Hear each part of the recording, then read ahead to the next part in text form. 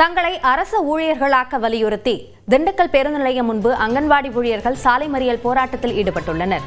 விவரங்களோடு இணைகிறார் நம்முடைய செய்தியாளர் சங்கர் அவர்கள் இந்த கோரிக்கைகளை முன்வைத்திருக்கிறார்கள். எந்த வகையில் தங்களுடைய போராட்டத்தை முன்னெடுத்து வருகிறார்கள்?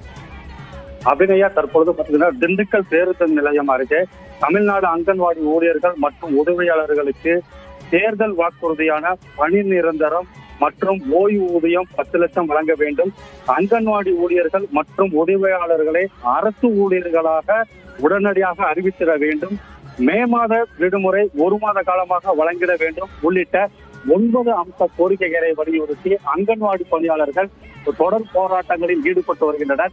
இன்று திண்டுக்கல் பேருந்து நிலையம் அருகே சாலை மறியல் போராட்டமானது அறிவித்திருந்தனர்.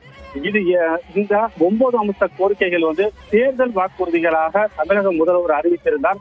ஆனால் இன்று ஜாக்சன் ஜியோ அரசு ஊழியர்களுக்கு வழங்கியது போல எங்களுக்கும் இந்த இதில் இடம்பெறவில்லை. எனவே இந்த நிதி அறிக்கையில் எங்களையும் பணி நிரந்தரம் மற்றும் ஓய்வூதியங்கள் வழங்க வேண்டும் என கோரி 2ஆம் கட்ட போராட்டமான சாலை மறியல் போராட்டம் அறிவித்திருந்தார்கள். அதன் அடிப்படையில் சுமார் 1000க்கும் மேற்பட்ட அங்கன்வாடி பணியாளர்கள் கண்டன கோஷங்கள் எழுப்பி சாலை மறியல் போராட்டத்தில் ஈடுபட முயன்றனர்.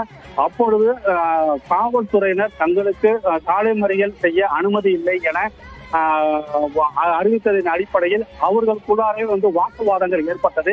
சாலை மறியல் போராட்டத்தில் காவல்துறையினர் ஈடுபடக்கூடாது என அறிவித்ததன் அடிப்படையில் அங்கு கூடியிருந்த அங்கன்வாடி பணியாளர்கள் தடுப்பு சுவர்களை தாண்டி ஏறி குதித்து சாலை மறியல் போராட்டத்தில் ஈடுபட்டனர். இதனால் அப்பகுதியில் சுமார் 1 மணி நேரத்திற்கு மேலாக போக்குவரத்து இடையூறானது ஏற்பட்டது.